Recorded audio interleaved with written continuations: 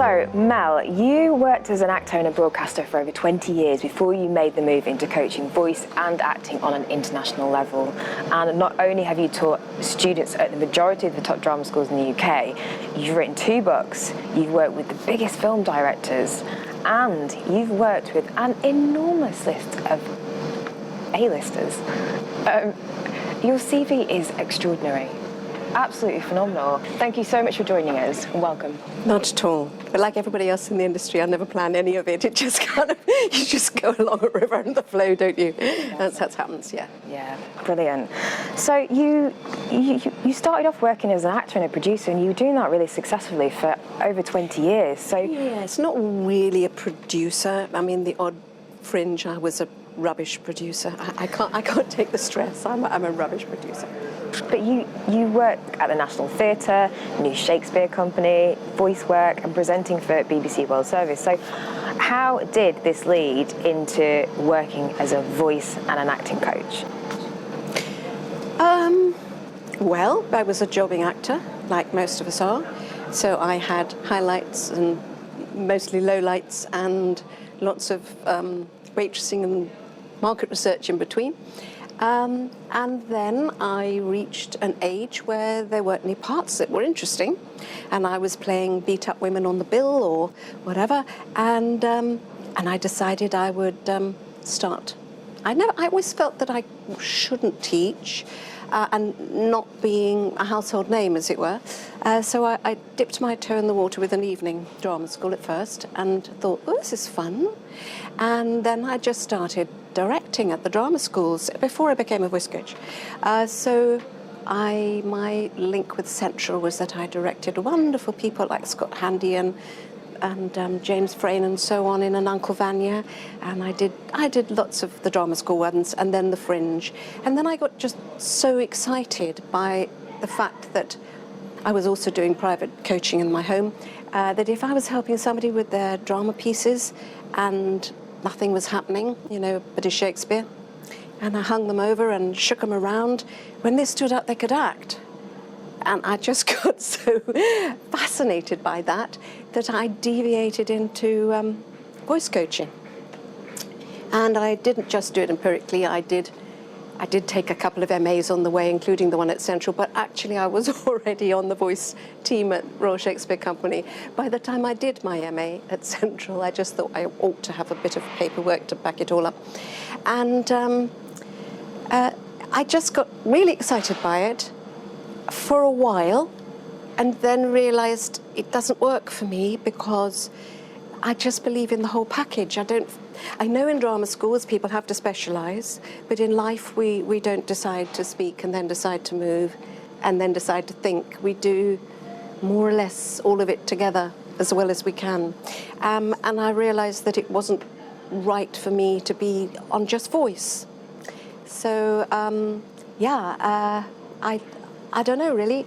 I went on teaching, I went on directing theatre, and then one day I got asked to, I'll only name drop a little bit, I got asked to coach an alien who was Mila in Fifth Element, and I just found that so great. And then another one came along, and then another one came along, and then a few came along.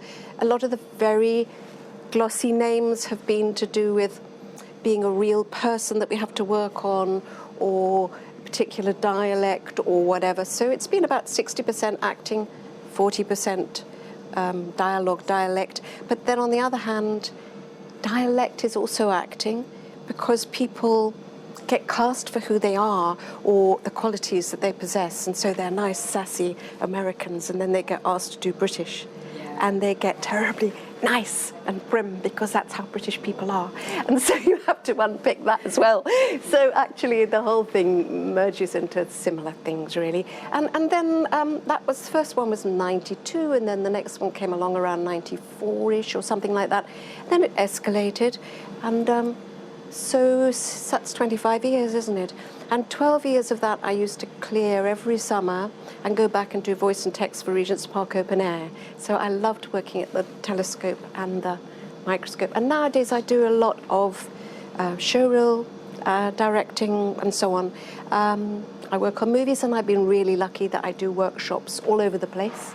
and in different countries and so on. And so that's how it happened. Amazing. A long answer. So you've written 2 books, and these books they're on the list of majority of the top drama schools in the UK. They're very important books. At what point did you write them, and why? Yes, the first one was 2003, and I just started realizing that so many of us, including me, and any of the stuff I write about comes from, because the second one was 2011, so one goes on, from 14-hour days of watching a monitor, because what happens, people don't quite realize what working on a film means. You can just do pre-production, which is what I would be grateful for now.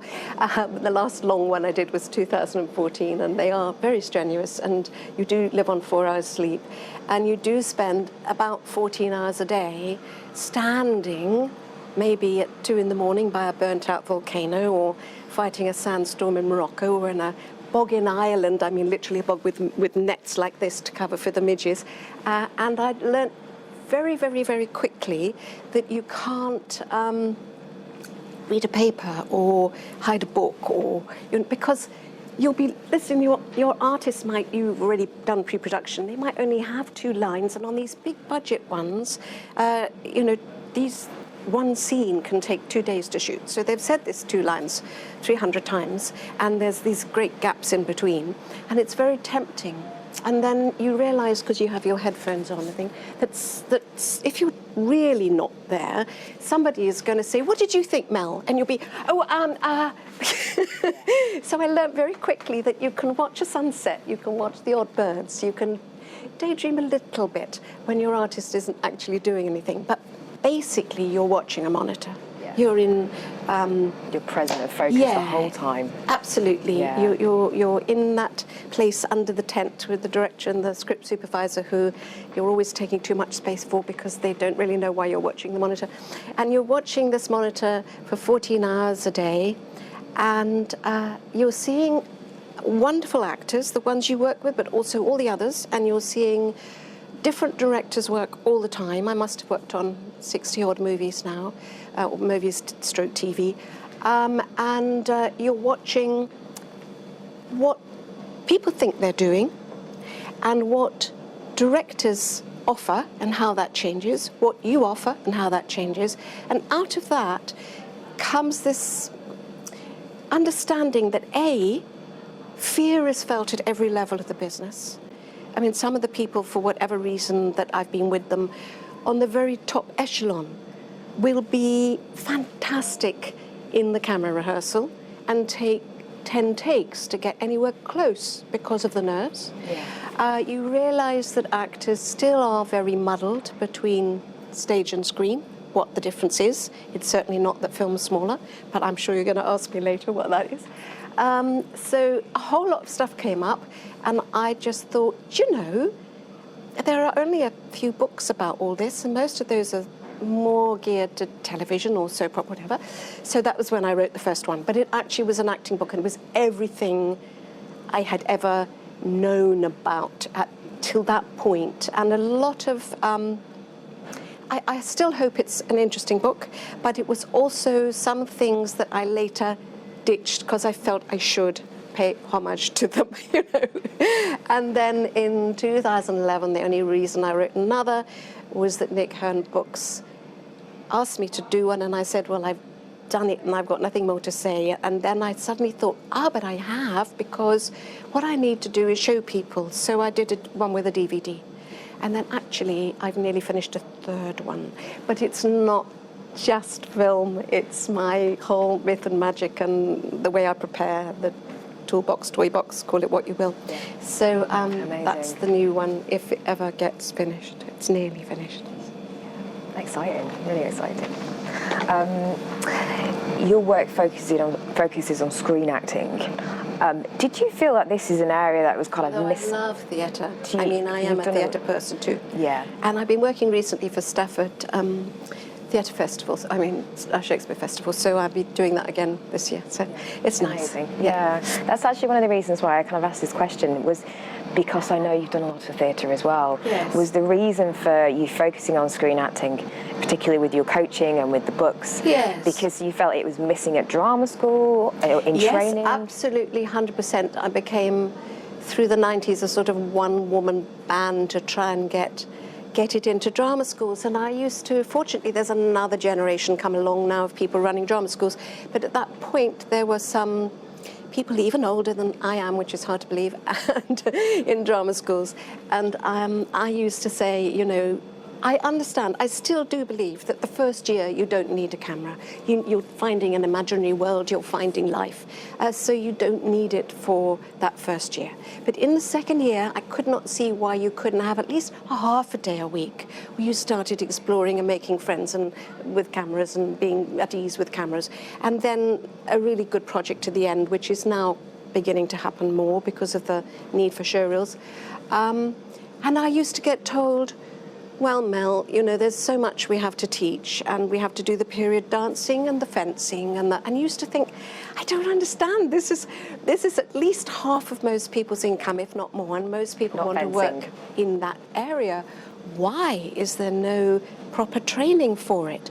And then I'm not 100% sure that a film-only course works unless people have also been out in the business or already trained, because I don't think you can learn the imaginative process from scratch with the worry about how does this fit in a film frame. You know, I think it actually only takes about a week, you know, for my actors, if that, a few days, for actors who have trained, like, for example, the creative and collaborative and devised theatre at Central, where they've used lots of wonderful physical acting, and it only takes them 2 or 3 days to understand that the difference, because that becomes their inner life then. Yeah. Unless it's a piece that needs that outer life, like you're making Pinot or something, but otherwise it becomes your inner life, and we should all be dancing inside. And I think there's very, very little help on the training side for it. It's getting better, but it's still not quite right. And yeah, I'll wait till you ask me what you think the differences are, because it's in all my books and everybody's bored with it. But anyway, yes, not enough on the training. Yeah, interesting. So I'm just going to move on to talk more about your process and some of the elements that you focus on. Okay, and you also asked me why I carried on in screen, and I forgot the point of that, because I became addicted to life on a monitor. And I usually start my workshops with people telling real stories, and the life we all have when we have muscle memory and we remember and we have our eyes light up, we see it again, the pictures in our heads, you can see it happening, you can see people revisiting everything, and people are so brave and funny and wonderful. And then when they get onto the terrible thing of learnt text, which we always underestimate the problem of learnt text, it all becomes still and quiet and careful and different. And I just got fascinated by trying to find life on a camera, because there's nothing more wonderful than real thought and real things happening in that way, and nobody has to push, it's just there. All you have to do is think and it sees it. So I got addicted to it. That's what happened. I'm not surprised. So I'm just going to move on to talk a little bit about process and some of the elements that you focus on in your approach. So firstly, you do have a very unique approach to coaching, you know, and it's one that is based on this concept of fusion and that all communication is kind of interlinked. Can you just explain this in a little bit more detail? Yes. Well, they are in life, aren't they? Yeah. We don't have to think about it, do we? So, given what happens when people are themselves and not stressed and telling an anecdote or an experience or whatever, how do we refine that? And I think it's just about, I mean, everybody says from the day you start drama school, be specific, and yet people don't seem to be. When I work, even with really good working actors, and I do a lot of Skyping when people are on jobs and so on, and we look at a text or something, people aren't specific. I say, well, how long have you been married? Well, where did you live before that? Well, how did you get into this business you're doing? Or, what are you doing just before this? And where have you come from? And people don't know. And yet, if I ask them, well, how long have you been with your partner as them? Or, what was your route into this? They would know everything.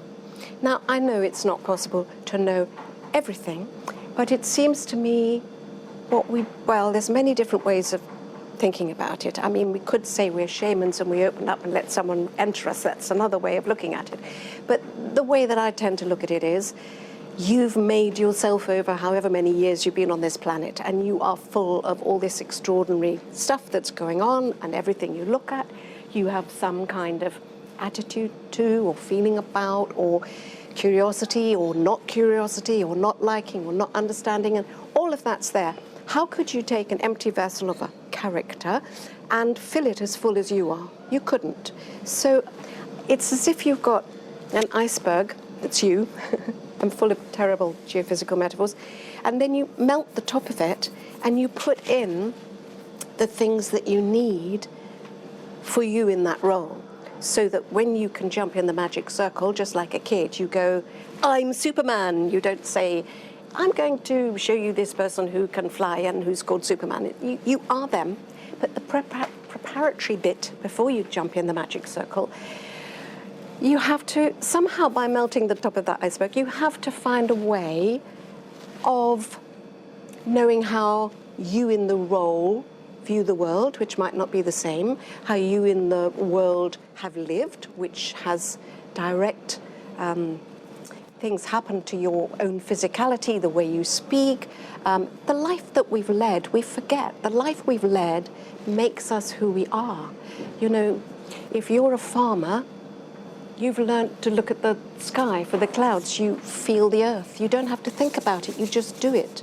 I have a neighbour who used to be a hot typesetter, and so everything had to be in its place. He's retired and his garden is beautiful and everything is in its place. It's who he is.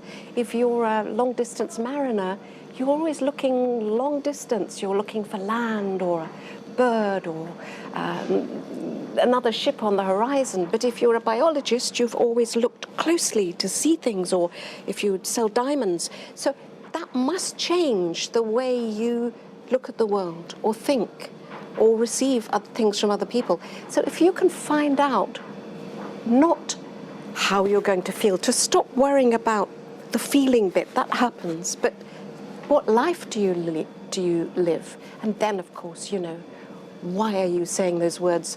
What do you want to change? What do you want to get? Why those words rather than how those words? Because how is a dangerous territory. Nobody knows how. If you asked me that question 10 times, which you'd be so bored you'd be asleep in the corner, you would get 10 different answers and the how would be totally different. How can it be? Obviously we have to pick our glass up at the same time on a movie, but that's all. Everything else will be different. It must be. I've gone off at a tangent. But anyway, so my coaching comes from that, really. How do you put in muscle memory? Well, I like all physical work. I like impros which often you have to prepare on your own. I like impros where you fill in the gaps. If you talk with somebody about, gosh, it wasn't like this when we were in Florida. Well, what was it like when you were in Florida? Go back there. Why have you mentioned it? You're trying to remind this person of that happy holiday. So you need to be happy before you can be sad. You need to be in love before you break up.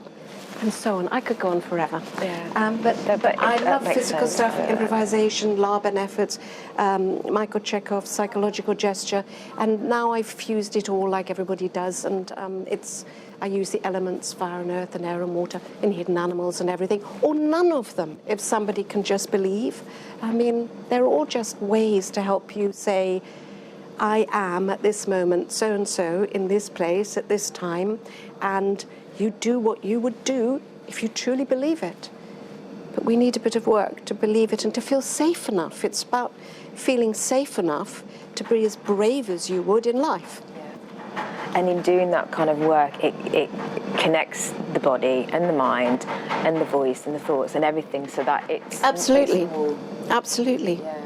And if you, I mean, one of the big problems for us are the lions we have to fight.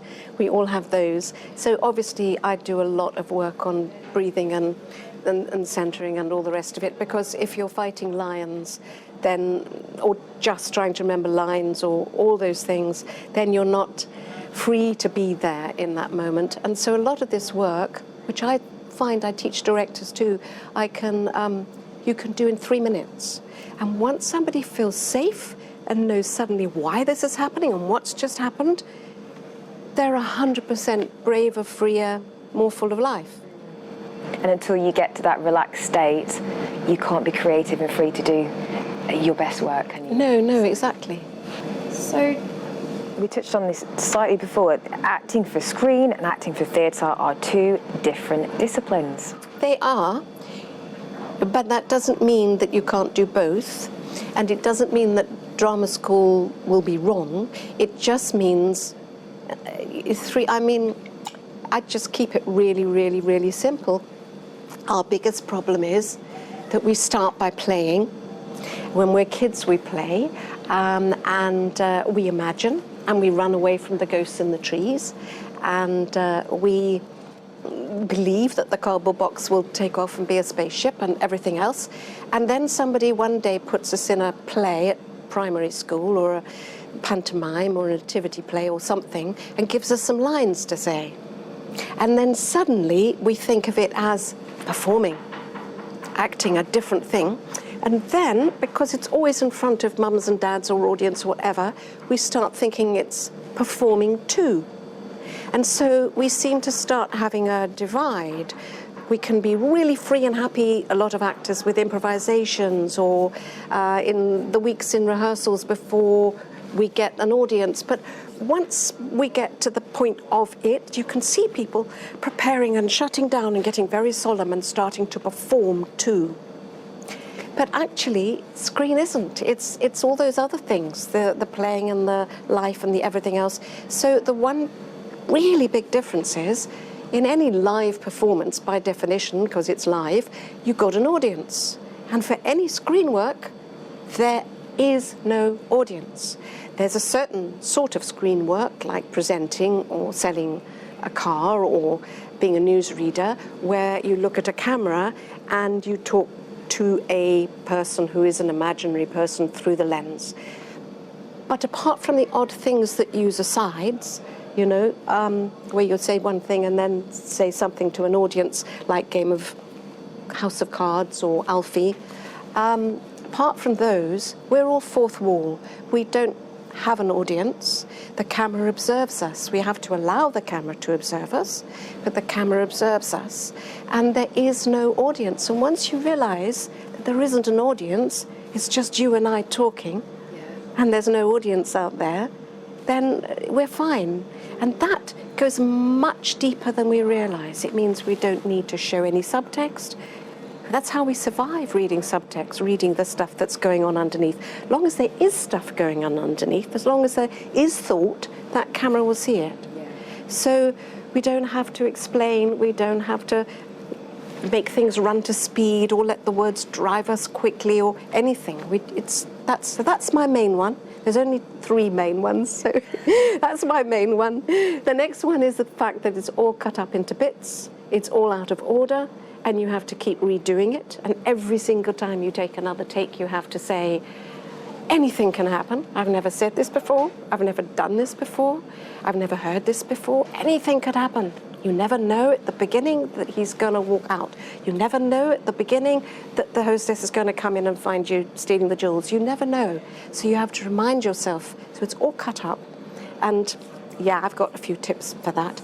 And then the final thing is that there is no rehearsal. And people who only do theatre get a shock about that. I say no rehearsal because sometimes there's a little bit of rehearsal, and if there is, you think of it as a bonus. You assume there'll be no rehearsal, because even pre-production is not rehearsal like one has it in a theatre. Nobody really explains the world to you. Nobody helps you find those relationships. Nobody really sets the path. You're just there. And they say, oh, hi, lovely to see you. Okay, this is a scene. It's going to be great. Okay, so we'll do it before camera and thing come in. That's great. Okay, camera, sound, in we come, off we go. You go to makeup, come back and do it. And the theatre, you have 6 weeks, you know, with the other actors and the director. So that comes as a shock. So you have to do a lot of preparation on your own, but without ever deciding how. The level of truth in the performance for screen is so crucial, as we've spoken about, as is the kind of trust that is needed by the performer to know that the camera is picking up every single thought that you're having. And this kind of, the truth and the trust element, it's actually not that easy, is it? Well, it is for children and for animals. I mean, if you get a happy 3-year-old, they're very truthful, and the horse that, you know, or the dog or the cat that walks with, they're full of truth. It's only that we're too busy trying to be good and trying to be self-reflective and make sure we feel, and not just getting on with doing what we should be doing. That's the problem. And Jeremy Irons wrote the preface for my second book, bless him, thank you, and he said in it very, you know, it's much easier to cheat in theatre. But if you look at the really great actors, I'm thinking of watching Judi Dench in award ceremonies when they play back stuff from when she was 20 or whatever, and they had a long lens on stuff. She was always truthful on stage. It's just on stage, you have to do a little bit more than think. You have to let that thought enter your body somehow, just so they understand when they're a long distance away, but it doesn't make it less truthful. But certainly you can get away with more on stage. Again, as we've spoken about, preparation for an actor is so important. You know, and for screen, you do so much on your own without guidance, and you do have to turn up being able to adapt and not get so locked into kind of decisions. You must never get locked into your decisions of how to play. Exactly. What is your kind of experience of this? And, you know, do you support actors in the preparation stage, or just when they're on set, when they've maybe done quite a lot of preparation already? Every movie is different. There's no rule. There's nothing. I've had very lucky, perhaps these are the less frequent ones, very happy times where I've had a month of a couple of hours every other day or whatever in some foreign land preparing an 18-year-old or whatever, or working for 6 months on one job where somebody was playing a real person and going back and forth to Paris to prepare her, and all sorts of things like that. But equally, I mean, there have been times when Hollywood haven't liked what's happening and have suddenly called, and I've gone in mid-term. I mean, you know, sometimes it's literally you've got half an hour to help this person before they go on. Sometimes, yeah, I mean, I even had the worst situation in the world once of being taken on. I didn't know this was going to happen. Taken on to a set where the director didn't know I was coming, the actor didn't know I was coming, and the second knocks on the trailer door and says, "Oh, here's Mel, your acting coach." Can you imagine? Actually, we became really, really good friends, and I just went, "Oh, I don't know what they're on about. This is so ridiculous." The director had only really directed animation. Anyway, and didn't know quite how to cope with somebody who was needing help, you know. So I just went in and said, "No, I'm just a shoulder for you to lean on," and blah, blah. Anyway, we got on famously, and it was all fine. But it wasn't the best way, was it, to meet your actor? It's not ideal, so, is it? No. Yeah. Is it so?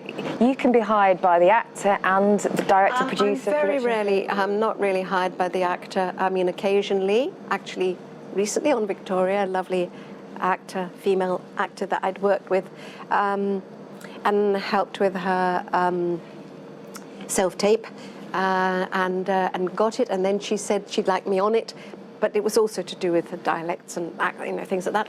And that was absolutely smashing. But it's very rare. The people that actually pay my money, I can be brought in by the director. That's a very jolly situation, and that a lot of people like Luc Besson, who likes working with coaches on set and acting coaches and so on, people like that would hire me, and then they're producers anyway, so that's all fine. Occasionally it's the producer, and then Occasionally, if it's just dialect, it can be the line producer. That's rare for me. It tends to be either the executive producer. Especially, you see, we forget how it's all changing. These single movies that I'm talking about are almost gone. I mean, there'll still be blockbusters, there'll still be art movies, but mainly it's the box sets. It's the HBOs, the Netflix, the Amazon Prime, the this. And the last one I did in 2014 was that. And it really came home to me how self-sufficient and emancipated an actor has to be, because there was a wonderful executive producer on it, but there is much less of a guiding light. It's actually a whole lot of people who are the writers, who are the producers, who may not have actually been on many movie sets, and then it's 6 directors who just do what they're told, really, because it's like making a commercial. And so an actor can be working on 4 scripts at once, with a crew of 700, in 2 blocks, and if you know what you're doing, like the main actor in the thing I was doing was very experienced, knew what he was doing, knew he was. So if a director said to him, hey, could you be a little lighter? He'd think of his latest mistress. It was that sort of thing, because it was set a period piece. And if it was, if somebody said, you must be stronger, he'd think, the armies are on my border. He didn't have to have a problem. But the people that went empty and didn't know what they were doing and hoped someone would explain to them, and they'd get one director saying this and one director, they were having breakdowns. So it really brought it down to me how important it is for you to work on your role and make choices that you're willing to change, but make some thoughts of your life you've led and what you want and everything, and then tweak it happily as people give you new information. But have that so that you can then be just like any other human. I'm having a happy day. I'm having, today things I've got to make sure I get it right. Without thinking, my character wouldn't do this, And then people say to me, well, sometimes we don't even know how it's going to end. And I say, well, we don't know how life's going to end. I mean, what does that matter? No. It's just a different mindset, that it's often not even a complete script. No. And, directors, a lot of them, they're not trained in acting. They're not trained in how to manage actors. No. Well, there seem to be 2 really good kinds of directors. One of the rare ones, there's a Sam Mendes type of actor or whatever, a director. One kind is the rare ones that really love actors or have taken time out to learn to work with actors. Why the film schools won't collaborate with the acting schools, I just don't know. But they don't, very, very rarely. So therefore, there are only a certain amount of directors who know how to work with actors. And the others are really afraid of rehearsal because they think it just means repeating the lines, which they're right, it's not a great idea. They don't understand it's about finding out what you want or what the relationship is or why you're doing it. So, yeah, the really good ones are either the ones that understand these things or the ones that cast really well and with experienced actors and let the actors get on with it. The ones in the middle, we have to learn to decode. I mean, we all do it when we direct. We ask for end results. The buck stops with the director. We're a small part of the great big wheel, I completely understand. But directors, especially younger ones, are apt to say, I need you to be angrier, I need you to cry harder. And the actor has to learn to decode that and realize, this is the 6th time he's been unfaithful. God, I thought he'd promised he'd never do it again. Or, we have to find out why we're angrier, or why we're more upset. That's our business, and that's what we have to learn to do. Yeah. And self-taping now, we've got to be emancipated because we all have to self-tape. Yeah, that's become more and more popular, isn't it? And people don't read the scripts carefully, ask themselves what this might be about, what world they're in. People go, oh, this scene's just chit-chat. What? Nobody writes just chit-chat. What is actually going on? Who is this person to you? I don't know, he's a friend. What kind of a friend? Do you fancy each other? Do you work together? Do you want to kill someone together? I mean, what? What's going on, Absolutely. In terms of a process for actors, it's something that, I've worked quite, over the last few years more so. It's not something I really developed in drama school. It's something as I was out there working that I went to workshops and started honing down like an ABC of, here's a script.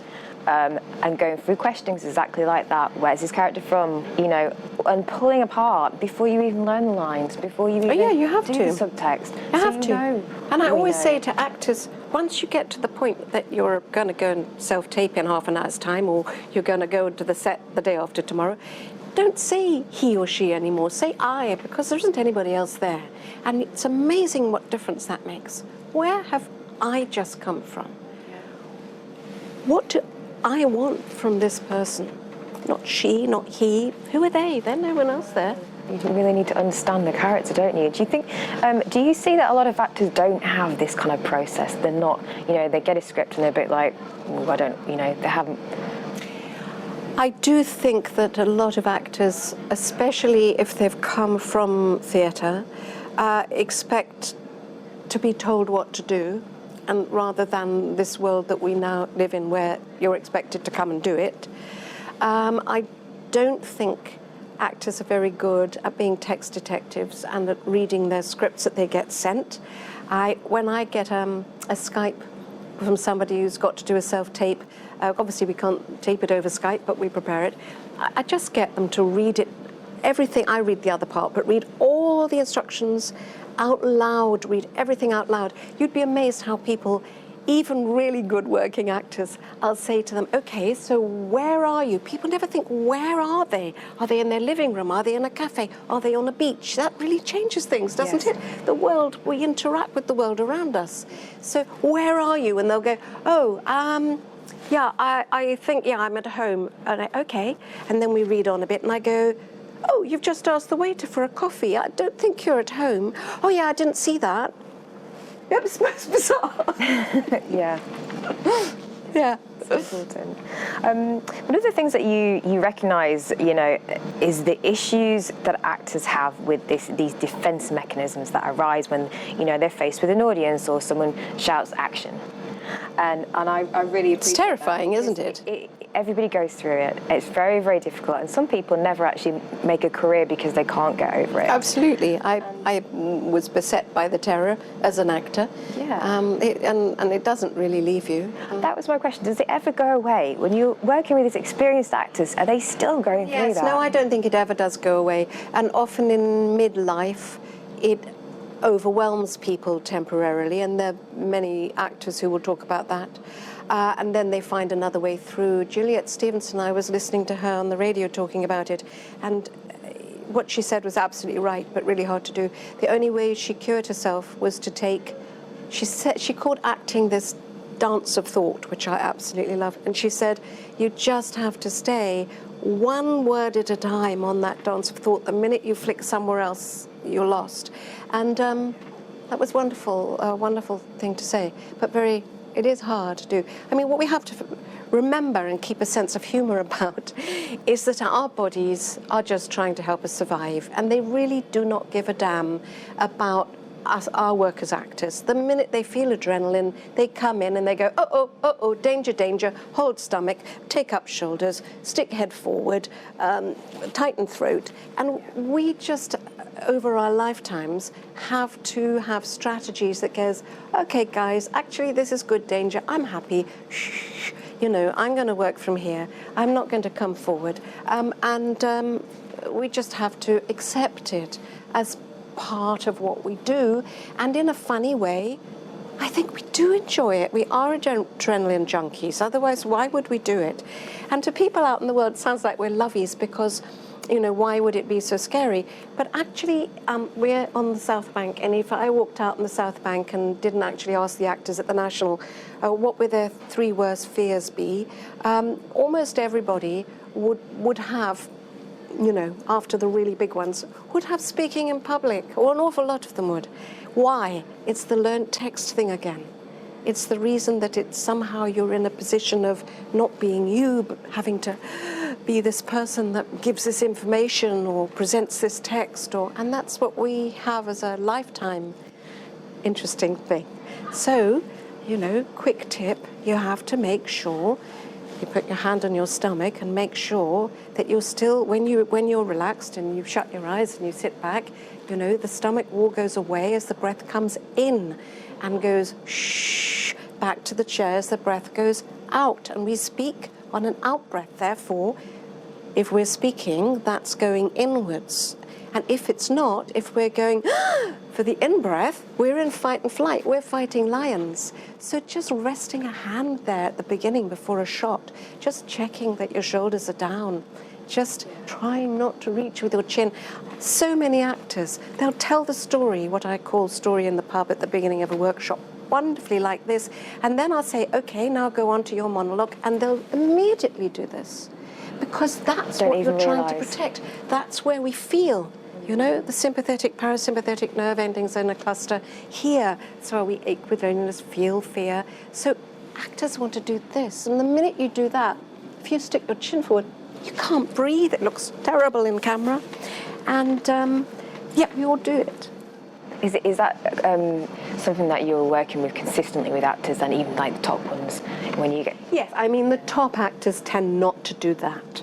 But they do still try to make it interesting. I mean, there was a lovely, lovely actress I was working with in a leading role, and she did the same. She did a wonderful camera rehearsal, and then it was the first shot of the whole film, to be fair to her. But then it got different, and then it was right. And afterwards she said, I was better in the camera rehearsal. And I said, well, you were great. The last 3 takes were fantastic. She said, no, I know I was. She said, and I don't know, because I was just talking in the camera rehearsal. And you know, it's taken me half a century to understand that's all we have to do is talk. As an actor, I know I used to try to feel and do things and so on. I went back later and did a few swan songs, and it was much easier.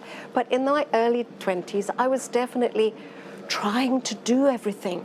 But actually in life, that's in there, you accept it, and then you just talk. You just get on with what you would do. So it is at every level, and it is to do with stress. But we all have to find a way through, and she was great in the movie. It was just that first take. You've worked with such an enormous amount of A-list stars. I'm just going to list some of them, if you don't mind. So Daniel Craig, Angelina Jolie, Keira Knightly, Benedict Cumberbatch, Sally Hawkins, Sheridan Smith. That's such a small percentage. I know. These are over many, many years and in many different capacities, I have to say. Yeah. So some of those were when I'm doing voice and text in Shakespeare. Some of them were dialect. Some of them were acting coaching, but only because it was very early movies. Yes, and a lot of sports people, and I know because he's mentioned it, so I know Jet Li wouldn't mind me saying, but I mean, Jet Li was just a very special project. He's absolutely terrific actor, but he had to play this interesting thing on Danny the Dog Unleashed, it was called, where he had to be a kid. When he was a kid, he was taken by the baddie, who was lovely Bob Hoskins, and made into a dog. And when the leash came off, he killed. And then he met the blind piano tuner, Morgan Freeman, and began this journey from dog to man. And so, you know, we had it all, a chart in the trailer of where he fell back. But it was a very, very weird project. So we worked through all sorts of different ways, and through his own skills, I always believe in merging. So that was one. And then sometimes it's singers, you know, who already sing and therefore have all that imagination, but haven't actually spoken text before. Some it's because they're young actors, you know, people at the beginning of their careers. So there's all sorts of reasons for those names, just because I've been in the business such a long time. No, but there's so many, and you know, you do such an enormous, and yet despite all this work with all these A-list celebrities, all these big stars, you still do a massive amount of work with students. you still going and working with most of the top drama schools today and consistently.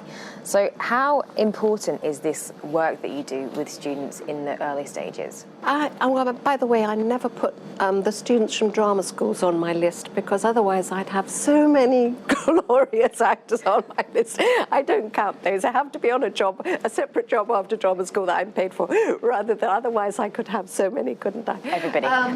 Yeah. Yes, of course. I love working with where everybody's dreams are still intact at drama school, which is really interesting. Sometimes people come back to me later, to refine paths and so on. Do you approach working with experienced talent the same as you approach working with students? Yes, and in my workshops I get really mixed bag. Yeah. So it doesn't matter who it is? No. It's a great leveler screen, and it's all about belief. So you might have been treading the boards for 20 years and somebody else might not have done anything, but there might be, more life in the person that's done nothing or whatever. So the great thing about the way I hope run a workshop is that people can work to their own levels and do whatever they need. It could be a little tweak, it could be starting out, But yeah. And we all suffer from the same things at whatever point we are in our careers. They may just have had more experience at the problem or not identified it yet, or there might not be a problem. But the one thing I would say is that a lot of older actors start to lose the joy. Because of the rejection, we start to lose the joy. Yeah. And I think one of the things I try to do and want to do is re-establish the joy of why you wanted to do it in the first place, of finding that again, because otherwise there's no point. You need to go and do something else for a while, come back to it, or find another route right, or whatever. But you have to have joy, otherwise there's no point. And that's something, and my new thing that nobody thinks about. We all think about, what does your character want, blah, blah, blah, blah. It's another thing you can ask. What gives my role joy? I mean, it might be the perfect hanging, or it might be the person they love, or a walk on a beach, but it's an interesting question. Definitely.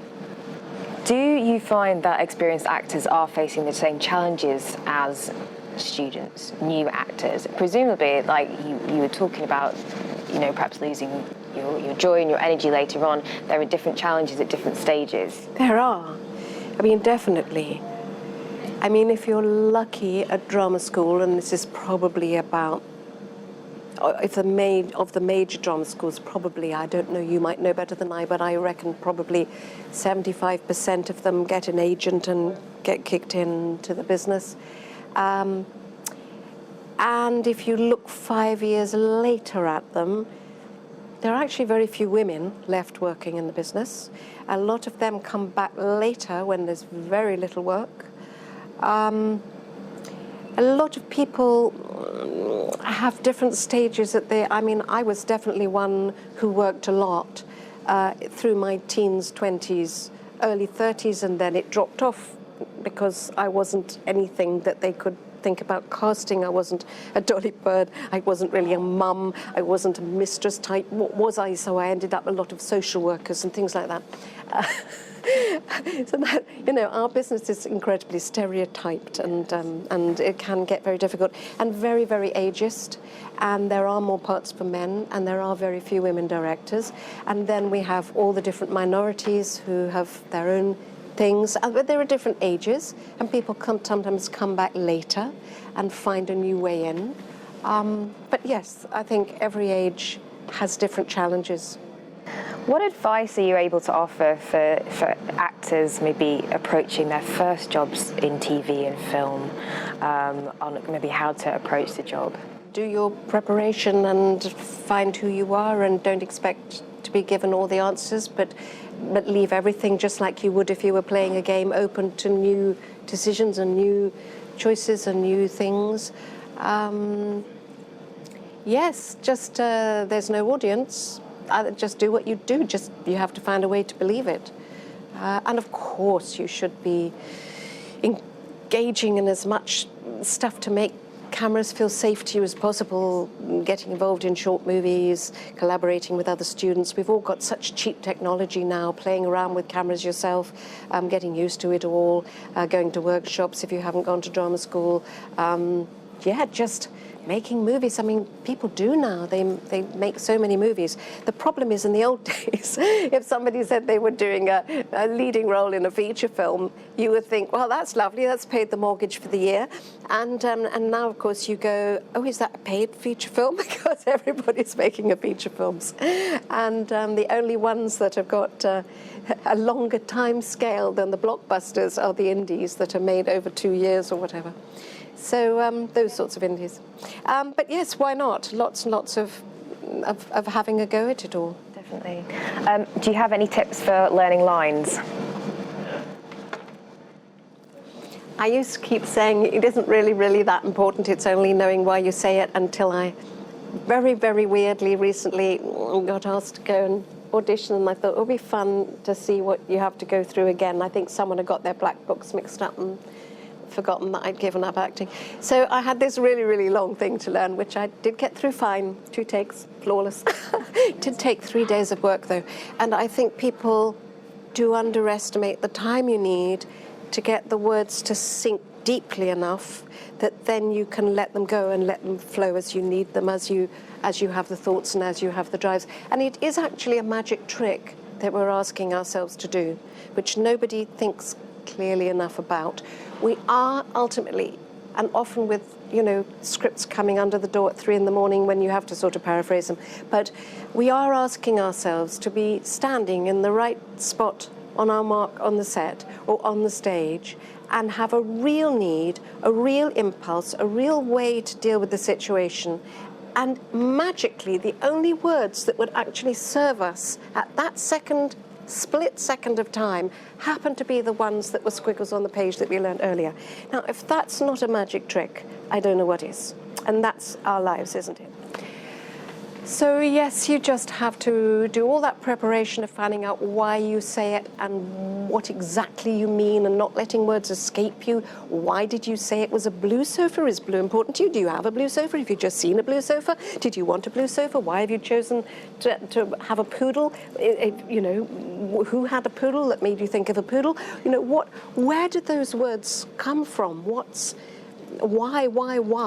And then you just have to do them a million different ways. I really hate the idea of an app where you record yourself. I think if you record yourself doing your lines, that is a really bad idea, because I think you'll never get away from the patterns. I know you can get an app for that. I think it's really not on. You can put the cues on it, but not you.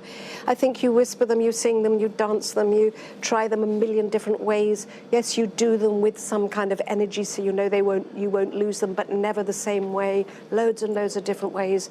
Get somebody to test you if you've got someone there, or write them down with your left hand if you're a right-handed person, and read them back. There's lots of little tricks people use, but ultimately what you're asking is that they come out of this area where you'll just be reading them off your brain, and they'll be driving you to this area where they are what happens when you need to say them or you have the thought. And it's not easy. No one can say it's easy, but it's part of our lives, and it's what we do. Yeah. And last question. What do you think makes a successful actor? You've worked with so many. Are there certain traits that you see in some that you think, that's it? Well, shiny eyes, full of thought. Yeah. Not being sorry for yourself, being brave. Again, when I record people doing real stories, you see life in their eyes. Now, when you look at the news at 10, you see people in terrible situations talking about it to people. And unless they're in trauma, they just want you to share the pictures in their heads. They just want you to understand what it was like. They actually smile or laugh or have some irony or humor remarkably often. And even if it's so awful that, certainly if it happened to them, but if it happened to someone else, even then they're very practical. They never go, oh, well, you see, this storm came and our house. They never do that. They just tell you. with all the picture in their heads and hoping you all see it from their point of view, if they find the right words or explain it the right way. They're overwhelmed by what they are seeing inside themselves and sharing it with you. So, yes, life in the eyes, shiny eyes, not being sorry for yourself. You think of all the actors we love to watch, and they have one big thing in common, and that's this life in the eyes, as long as they're not too Botoxed.